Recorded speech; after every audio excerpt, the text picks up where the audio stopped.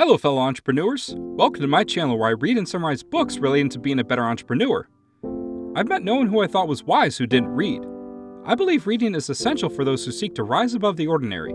So today, we will be learning from Christian Hageseth's book, Big Weed. So without further ado, let's get straight into it. Stoners, 420, Bob Marley and dropouts. What comes to mind when you think of marijuana? Few people consider the cultivation and sale of cannabis sativa to be a legitimate and legal business, but it is now thanks to the decriminalization of marijuana in many U.S. states. In fact, a budding entrepreneur can make it big in the pot business with the right strategy. Based on the experiences of entrepreneur Christian Hageseth, this book tells the story of one man's foray into the world of weed and shows how you can do the same. This video is broken into 5 parts. Part 1. Attitude toward marijuana. Part 2. Marijuana is serious business. Part 3. Learn everything you can about your business. Part 4. Educate yourself on marijuana laws. Part 5. Challenges in the marijuana business. Part 1. Attitude towards marijuana. Pot has been made legal due to public pressure and the potential for increased tax revenue. The federal government in the United States prohibited the sale and consumption of it. The federal government's prohibition, on the other hand, was a disaster. The general public disobeyed the law at every turn, and the government lost millions of dollars in tax revenue. Eventually, the laws were repealed. Marijuana is today's bathtub gin in the United States.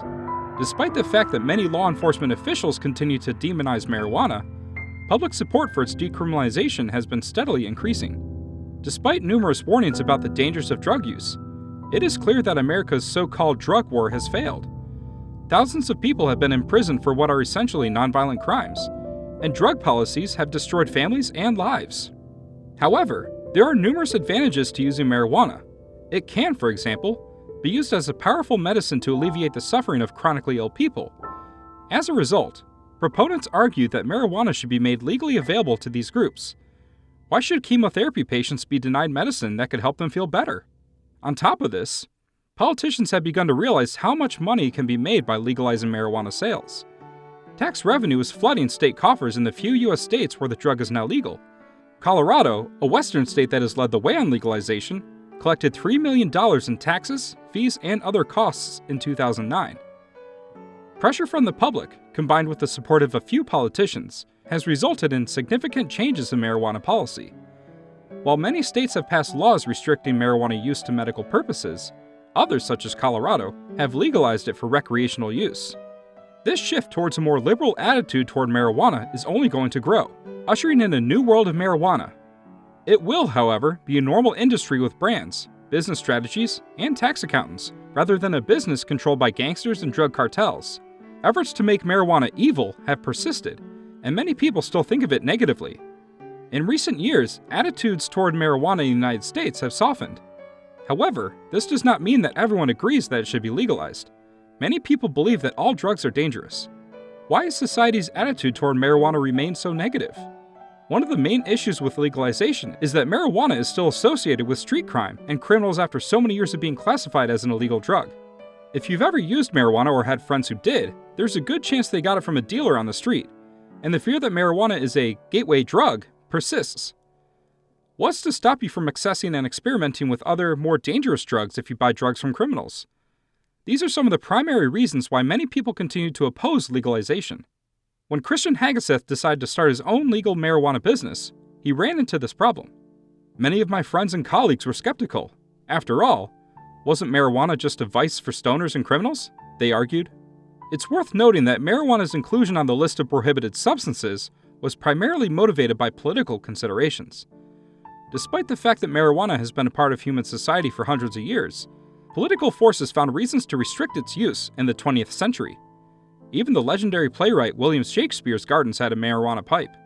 Politicians sought to make marijuana illegal as a scapegoat for societal problems and to protect their own economic interests. They believed that criminalizing marijuana and spreading anti-marijuana propaganda would help them gain votes and money. What's more surprising is that such campaigns persisted despite mounting scientific evidence that marijuana wasn't the societal menace it was portrayed to be. A Senate Commission report from 1972 found that marijuana did not cause physical dependence. Furthermore, the vast majority of marijuana users did not go on to use other, more dangerous drugs.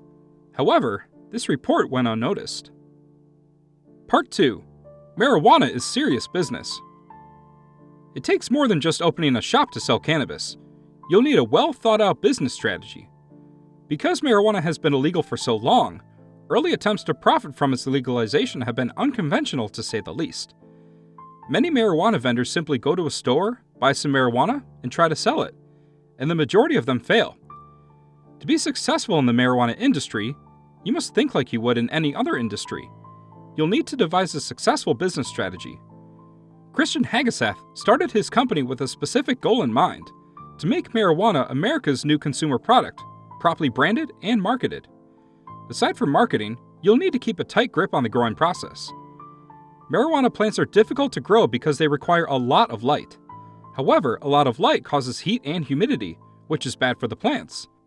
As a result, purchasing an air conditioning system for your growing space makes sense. As a result, a significant amount of energy is consumed. The best approach to lowering your energy costs is to think big from the start. Running a single large air conditioning unit is less expensive than running a number of smaller ones. To make a large unit worthwhile, however, you must invest in a large number of plants. Christian Hageseth had to learn this the hard way. He increased his production size after 3 failed harvests and found the perfect balance for success. Because marijuana is still viewed with suspicion, as a marijuana business owner, you must work to normalize and accept it in society.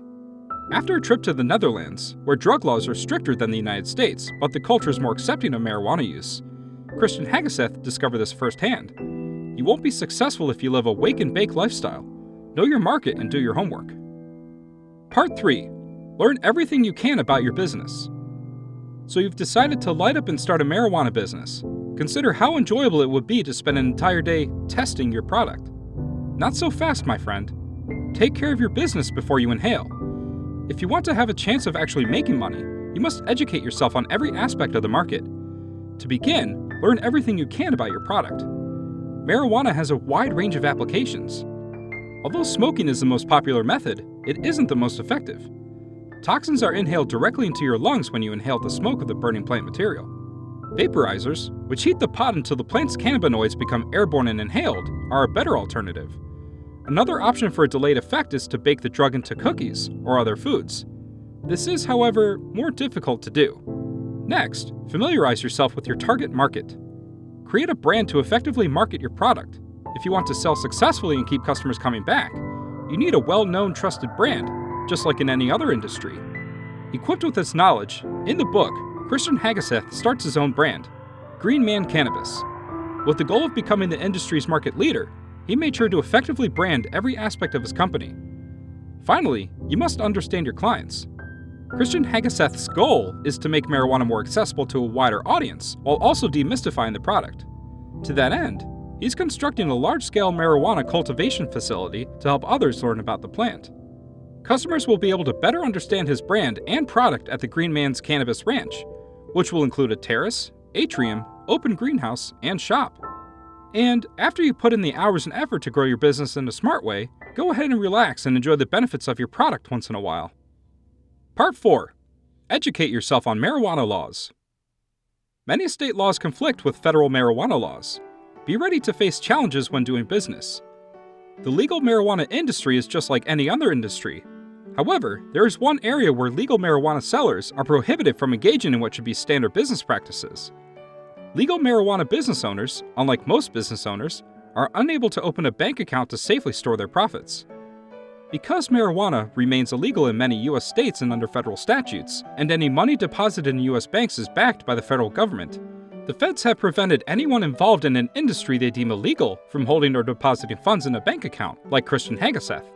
This is a major headache for those in the legal marijuana industry. You use cash for almost everything, including paying for electricity and gas, as well as paying your taxes.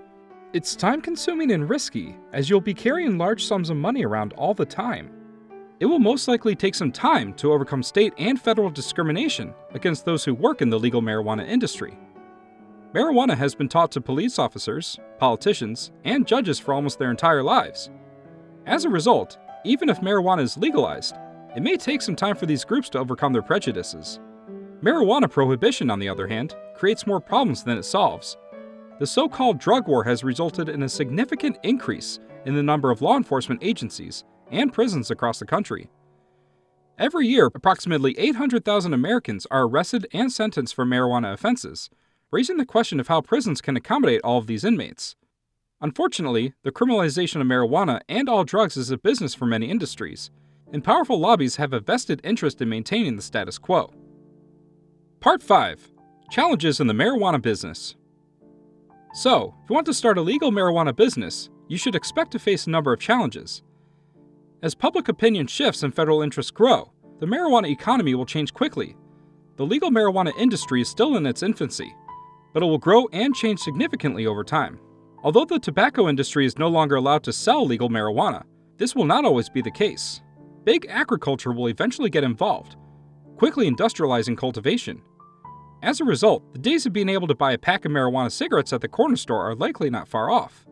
However, whether or not that pack will be natural and organic remains to be seen. As larger, better capitalized firms buy out smaller, local dispensaries and push national brands, the forces of capitalism will shape this nascent industry in no time. It's also possible that hemp will make a comeback. Hemp is being used for car door panels by BMW and Mercedes-Benz in Germany, and it will be available in the United States soon. As hemp becomes more widely available, marijuana's bad reputation may fade as well.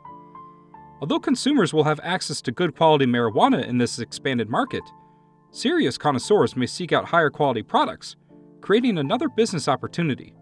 Today's marijuana is far more potent than the weed hippies smoked at Woodstock in the 1960s. Marijuana back then contained about 3% THC, the psychoactive component of the plant, compared to up to 25% today. We're unlikely to see a trend towards stronger marijuana, but rather for more evenly dosed servings. 1 ounce of vodka, for example, has the same alcoholic effect as 5 ounces of wine and 12 ounces of beer. However, one joint cannot be compared to another. If only to make recreational use more measurable and predictable, this will undoubtedly change. Finally, we will see a shift in federal policy in the United States.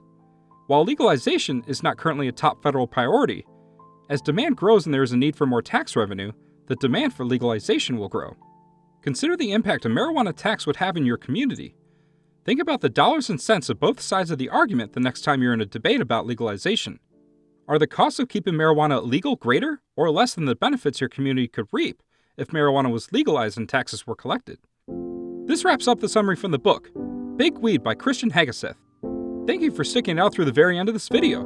Nothing helps out my channel more than y'all watching the entire video. These videos take a long time to make, and is a labor of love.